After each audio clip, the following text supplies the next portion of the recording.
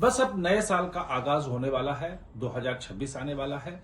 2026 भारत के लिए कैसा रहेगा, क्या क्या चीजें होंगी, और ज्योतिष शास्त्र के हिसाब से भारत की जो राशि है, भारत का जो भविष्य है, भारत जो दुनिया में एक विकसित देश के रूप में स्थापित होना चाहता है, मोदी उस काम में लगे हैं। खासतौर पर प्रधानमंत्री मोदी की क्या स्थिति रहेगी, कितने मजबूत होंगे, अमित शाह की क्या स्थिति, इन तमाम चीजों को समझने के लिए हम प्रसिद्ध ज्योतिषाचार्य पंडित कैलाश शर्मा जी से बात करेंगे।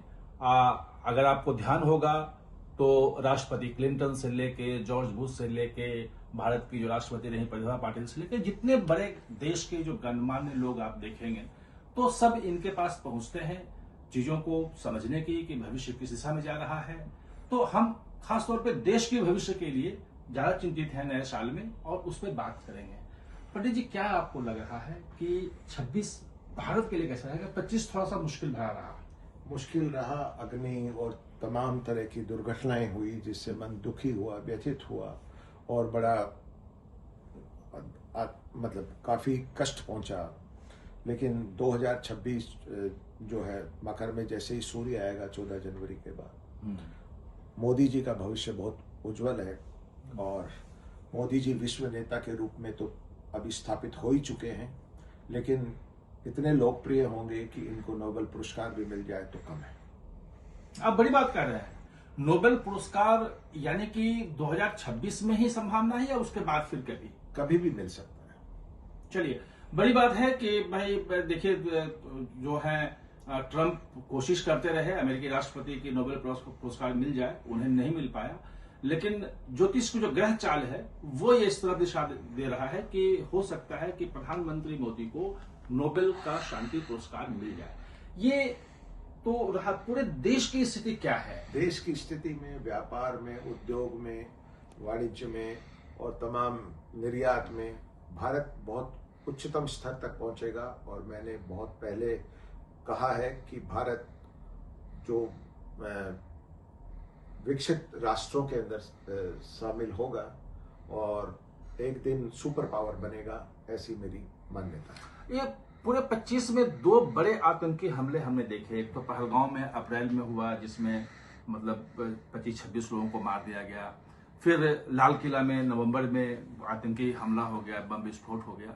और 26 क्या दिखता है, कोई शांति रहेगा इस ढंग के आतंकी पूर्ण शांति रहेगी। और मोदी जी और अमित शाह जी के ग्रह इतने प्रबल हैं कि अब इस तरह की कोई दुर्घटनाएं देखने का सौभाग्य हमें, कोई दुखद घटना ना हो, ऐसे मेरी मान्यता है।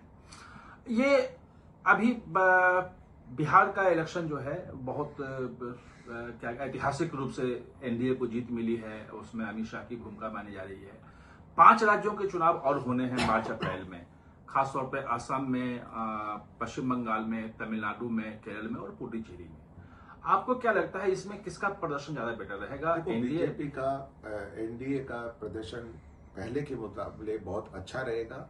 और अभी क्या डेट्स आएंगी ये कहना तो मुश्किल है कि किसकी सरकार बनेगी, किसकी नहीं बनेगी। लेकिन पहले से अपेक्षाकृत भाजपा और एनडीए बहुत प्रभावी रूप से आएगा और कई राज्यों में अपनी सफलता को दोहराएगा और कई जगह नया कीर्तिमान स्थापित करेगा। पंडित जी, आपने बहुत सारी बातें बताई हैं हमारे दर्शकों के लिए ये नए साल के बारे में, और नए साल की अभी अग्रिम शुभकामनाएं हमसे चाहेंगे हमारे दर्शकों को आप दें। आप नए नववर्ष सभी के लिए हार्दिक शुभकामनाओं के साथ मंगलमय रहे, सबका भविष्य उज्जवल रहे, सब लोग स्वस्थ रहें, देश तरक्की करे और हमारे देश से आतंकवाद निकल जाएगा, ये सुखद घटना रहेगी।